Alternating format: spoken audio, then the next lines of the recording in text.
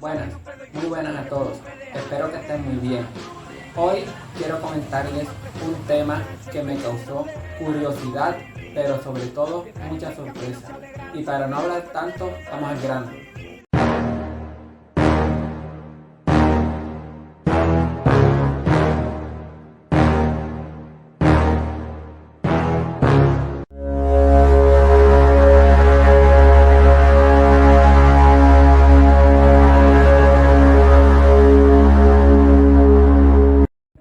El tema central de hoy son las maldiciones deportivas. La primera de ellas es la maldición de las Honey Birds. ¿Y quiénes fueron las Honey Birds? Se preguntarán ustedes. Las Honey Birds fueron un grupo de porristas de los Osos de Chicago. Los Osos de Chicago son un equipo de fútbol americano de la NFL de los Estados Unidos. ¿Y qué pasó? ¿Qué ocurrió? ¿Qué aconteció?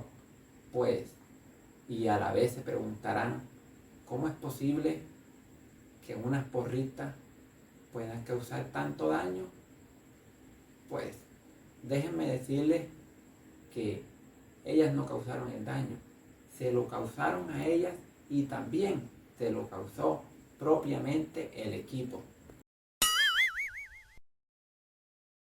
En el año 1977, al ver el éxito que había causado en otros equipos, el presidente de los Osos decide crear, armar y organizar un grupo de porristas a las que llamó las Honey Birds.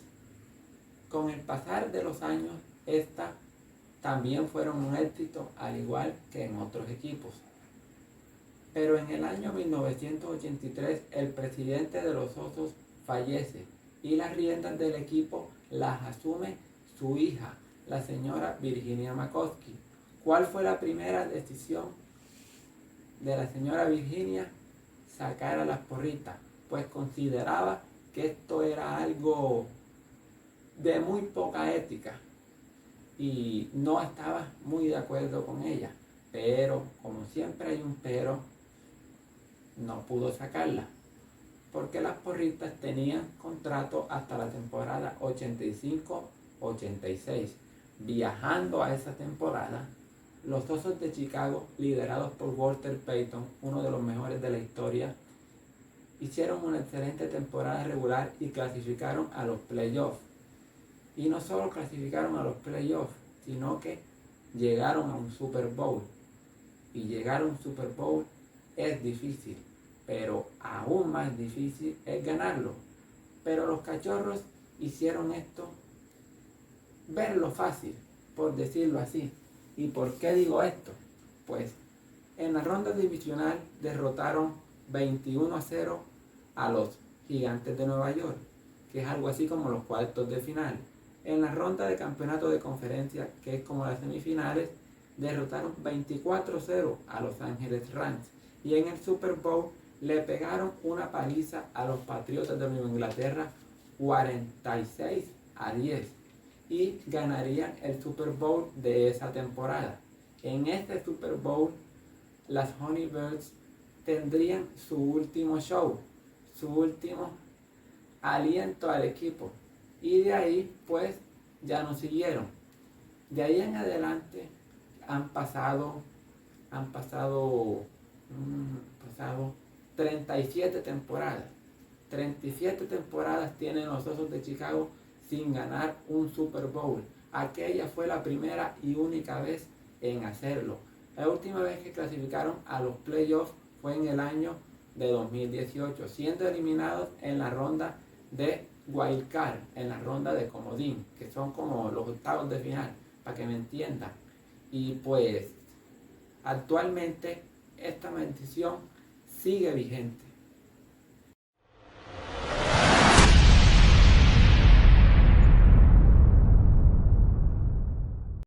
Ahora vamos con la número 2, la maldición del garabato. Esto le ocurrió a la América de Cali, a la Mechita. En el año de 1948 se decide jugar profesionalmente en Colombia. El primer campeón fue Independiente Santa Fe. Cuando estaban armando todo eso, logística, equipos que iban a participar y esas cosas, la Junta Directiva de la América de Cali, que en ese entonces era un equipo amateur como todos, se planteó la idea de si América debía ser un equipo profesional. En esa Junta Directiva casi todos o todos estuvieron de acuerdo, excepto una sola persona, el señor Benjamín Urrea, al que le decía Garabato por su estatura. Él no estuvo muy de acuerdo y después de rifirrafe, de van y viene, se llegó a la conclusión de que América de Cali sería un equipo profesional. El señor Urrea, odontólogo de profesión, se levantó furioso de su silla y se retiró de la reunión, no solo de la reunión, sino que también se retiró como socio de la América de Cali, pero no sin antes decir las siguientes palabras: que lo vuelvan profesional, que hagan lo que quieran, pero juro que no serán campeones. En el año de 1978, América no había sido campeón, es decir, 30 años después. En el año 1979, América contrataría al médico Gabriel Ochoa Uribe y a figuras como Juan Manuel Bataglia y Alfonso Cañón, ídolo de Independiente Santa Fe. Ese año América jugaría el cuadrangular final con Independiente Santa Fe, Unión Magdalena y el Junior de Barranquilla. El último partido lo jugaría con Unión Magdalena. Lo ganaría 2-0 y sería campeón por primera vez del fútbol colombiano. En este cuadrangular quedó empatado en puntos con Independiente Santa Fe. Ambos hicieron 8, pero por diferencia de gol, América fue campeón. América finalizó con +3 y Independiente Santa Fe con solo +1. Por eso fue campeón. En 1980 la gente se preguntó, ¿será que sí? ¿Será que esto sí se acabó? Pues tanta era la duda y tanta era la inquietud y tanta era la zozobra que decidieron armar una misa en el mismísimo Pascual Guerrero con el señor Garabato presente. Dicen eso, o más bien eso fue verdad. Después de esa misa tipo exorcismo, América sería campeón en el 82, en el 83, en el 84, en el 85 y en el 86. 5 títulos de seguido, pentacampeón del fútbol colombiano, el único pentacampeón del fútbol colombiano hasta el momento. Después ganaría otro tricampeonato a finales de los 90 y principios de los 2000. América actualmente tiene 15 títulos del fútbol colombiano, 15 estrellas. La última de ellas la ganó en el año de la pandemia a Independiente Santa Fe. Fue campeón en el Nemesio Camacho El Campín. Ganaría esta serie global 3-2. Pero en el fútbol colombiano sí, eso se acabó.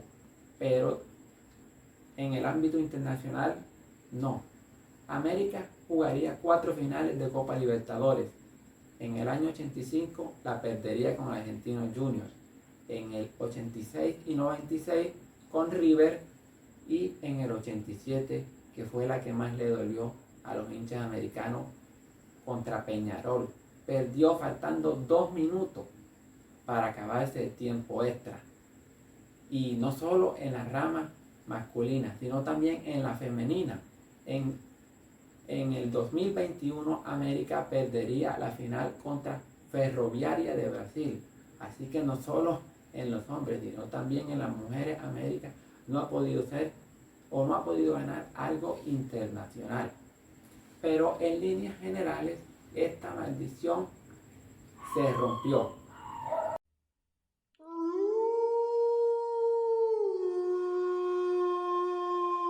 Ahora vamos con la número 3, la maldición de Bela Gutmann. ¿Y quién fue Bela Gutmann? Bela Gutmann fue un entrenador húngaro, porque nació en Budapest, la capital de Hungría. Pero recuerden que en ese tiempo Austria y Hungría estaban unificadas, eran una sola. El Imperio Austrohúngaro, la Primera Guerra Mundial, bueno, ese es otro tema. Volviendo al tema, Bela Gutmann asumió la rienda de las Águilas del Benfica de Portugal a principios de 1960. El impacto fue de manera inmediata, ya que en el año 1961 derrotaron al Barcelona en la final de la antigua Copa de Europa, actual Champions, y al año inmediatamente siguiente derrotaron al Real Madrid de Alfredo Di Stéfano, que había sido campeón por 5 años consecutivos de la antigua Copa de Europa. Después de la euforia, alegría, entusiasmo, como quieran llamarlo, Bela Gutmann y la directiva se sentaron a diagramar, planificar lo que sería la siguiente temporada, entre comillas siguiente temporada. ¿Por qué digo esto? Porque en aquella reunión Bela Gutmann le pidió un aumento de sueldo porque se lo había ganado, era más que lógico. Pero la directiva del Benfica le dijo un no rotundo. Sorprendido y a la vez indignado, Bela Gutmann tomó la radical decisión de renunciar a su cargo. Y no solo renunció a todo lo que había ganado, sino también renunció al prestigio que había conseguido. Después de todos los rifirrafes y todas las discusiones, Bela Gutmann se retira de esa junta directiva, pero no sin antes decir las siguientes palabras: sin mí, el Benfica nunca ganará un título europeo. Después de todo eso, el Benfica ha perdido 5 finales de Champions y 3 de Europa League. Las últimas de ellas las perdió en 2013 con el Chelsea en Ámsterdam y en 2014 contra el Sevilla en el estadio de la Juventus. Actualmente juega o va a jugar los cuartos de final de la UEFA Europa League con el Olympique de Marsella de Francia. Esta maldición actualmente está vigente.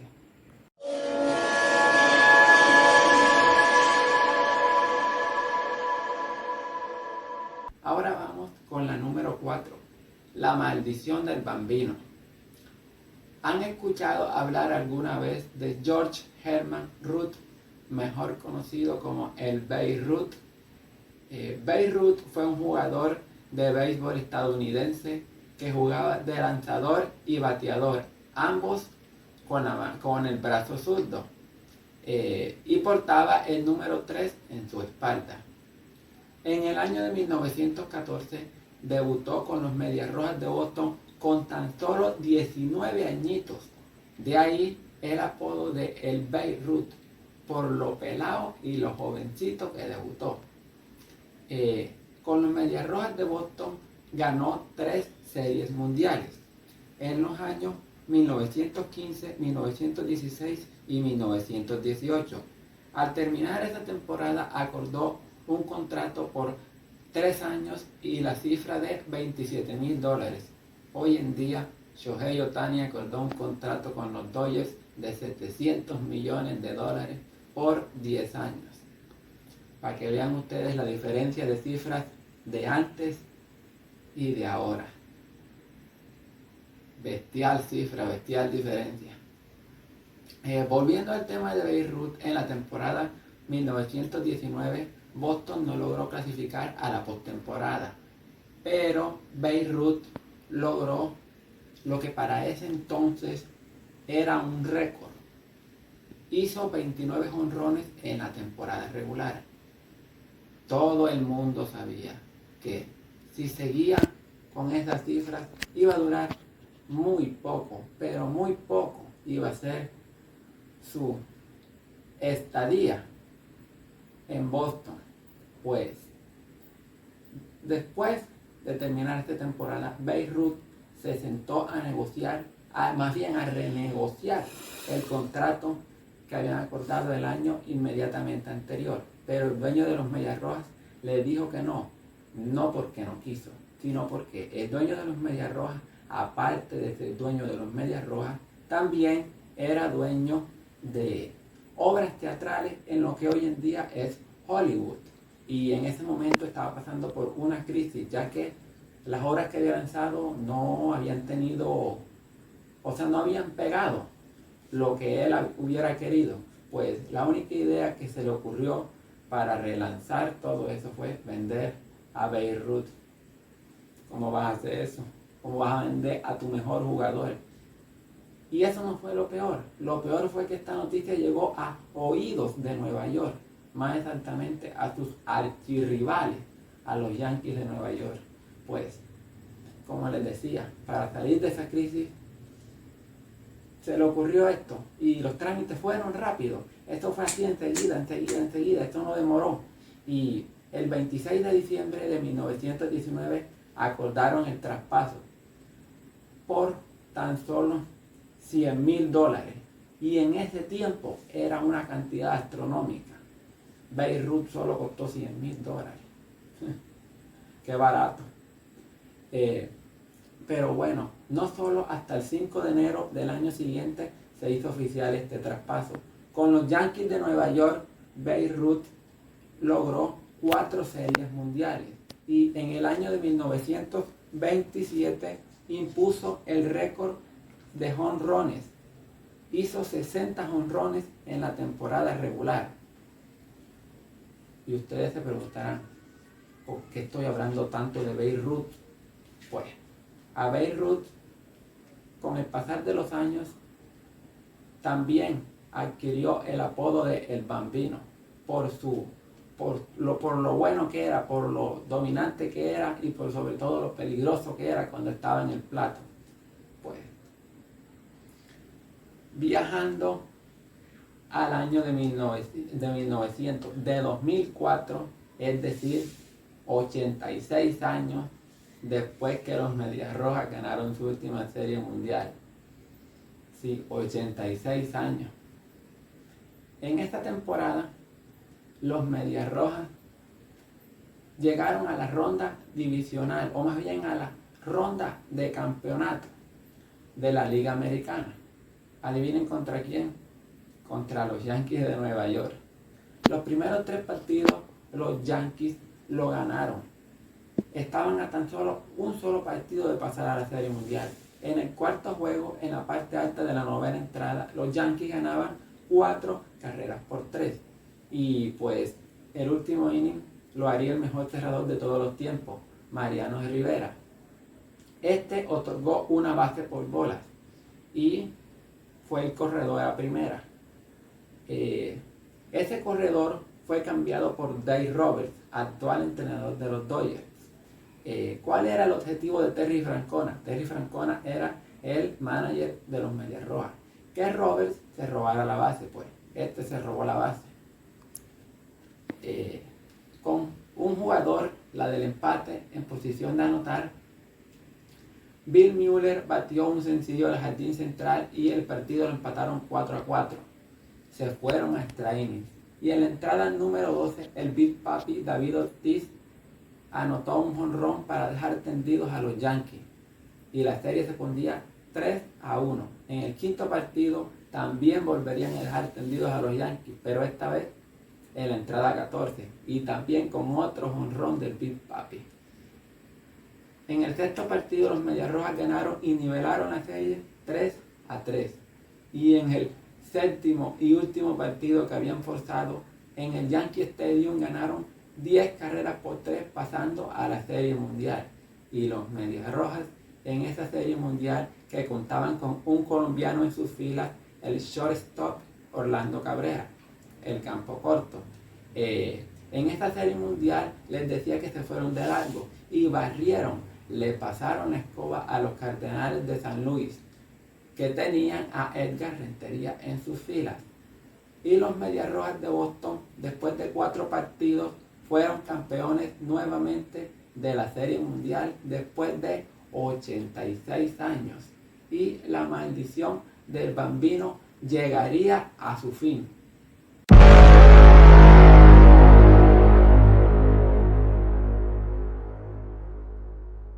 Ahora vamos con la número 5, la maldición de la cabra. Esta le ocurrió a los Cachorros de Chicago. Sí, otro equipo de Chicago envuelto en esta. Chicago, ciudad maldita, en el estado de Illinois, Estados Unidos. En el año de 1903 se comenzaron a jugar las series mundiales. En 1907 y 1908, Chicago fue 2 veces campeón de manera consecutiva. De allí en adelante, más nunca sería campeón de una serie mundial en ese siglo. Saquen la cuenta. En el año de 1945, Chicago jugaba la serie mundial con los Tigres de Detroit. Los primeros 3 partidos, 2 los ganó Chicago y 1 Detroit. En el cuarto partido, el primero en la ciudad de Chicago, al lado de Wrigley Field, el estadio de los Cachorros de Chicago, había un negocio que se llamaba La Cabra de Billy. Era más o menos así, ustedes vieron en las películas, venta de cerveza, que las cervezas se almacenaban en un barril y la gente iba echando, abría la llavecita y iba echando su cerveza en un vaso. Más o menos era algo así. Ese negocio era administrado por un estadounidense de ascendencia griega llamado William Sianis. En ese bar tenía una cabra que era su mascota, la cabra llamada Murphy. El 6 de octubre, día de ese cuarto partido, el señor Sianis cerró temprano para ir a ver el partido. Cuando llegó al estadio compró 2 boletas. Una para él, y ustedes dirán, la otra para la esposa. La otra la compró para la cabra. Sí, para la cabra. Compró la boleta para la cabra. Al hacer la fila y ya para entrar al estadio, cuando llegaron ya a lo último ya para entrar, la gente se quejó. ¿Por qué se quejó? Porque la cabra tenía un olor no muy agradable. Y después de discusiones, pues la cabra y el señor Sianis se tuvieron que ir de Wrigley Field por el olor que ésta tenía. El señor Sianis, furioso, después de todo esto, dijo las siguientes palabras: los Cachorros no ganarán más nunca una serie mundial en este siglo. Y eso fue verdad. No la ganaron más nunca. De ahí en adelante llevarían a la cabra al estadio, le permitirían su ingreso, pero Chicago no pudo, para nada, no pudo ser campeón de una serie mundial. Viajando a 2016, es decir, 108 años después, sí, hay un dicho que dice: no hay mal que dure 100 años, ni cuerpo que lo resista. Pero esto parece que fue la excepción. En este año, los Chicago jugarían la Serie Mundial. En la Serie Divisional derrotarían a los Gigantes de San Francisco. En la Serie de Campeonato derrotarían a los Dodgers. Y en la Serie Mundial se enfrentarían a los Indios de Cleveland, hoy Guardianes de Cleveland. Después de 4 partidos, Cleveland ganaba 3-1. Estaba a solo un partido de ser campeón. Cleveland, que también es otro equipo que tiene una sequía actualmente de 75 años sin ganar una serie mundial. La última la ganó en 1948. Pero volviendo a Chicago, después de 4 partidos, les decía 3-1 a favor de Cleveland. Chicago ganó el 5º. Chicago ganó el 6º partido y forzó un 7º. Y en el 7º partido, después de 9 entradas, el partido iba 6-6 y se fueron a extra innings. En la parte alta de la 10ª entrada, Chicago hizo 2 carreras para poner 8-6 el marcador. En la parte baja de la 10ª entrada, Cleveland hizo una carrera, pero Chicago, después de 2 outs y un rodado a la tercera base del 6-3 de Chris Bryant para Anthony Rizzo, hicieron el último out y así Chicago sería campeón de la Serie Mundial, su tercera Serie Mundial después de 108 años sin ser campeón. Y esta maldición se rompió. ¿Y qué conclusión podemos sacar de todo esto? Pues pensar antes de hablar y pensar antes de actuar, porque lo que se dice o lo que se hace después de dicho o después de hecho, para atrás ni para coger impulso. Así que tengan en cuenta eso. Y bueno, hasta aquí llegamos. Todo bien, todo bien.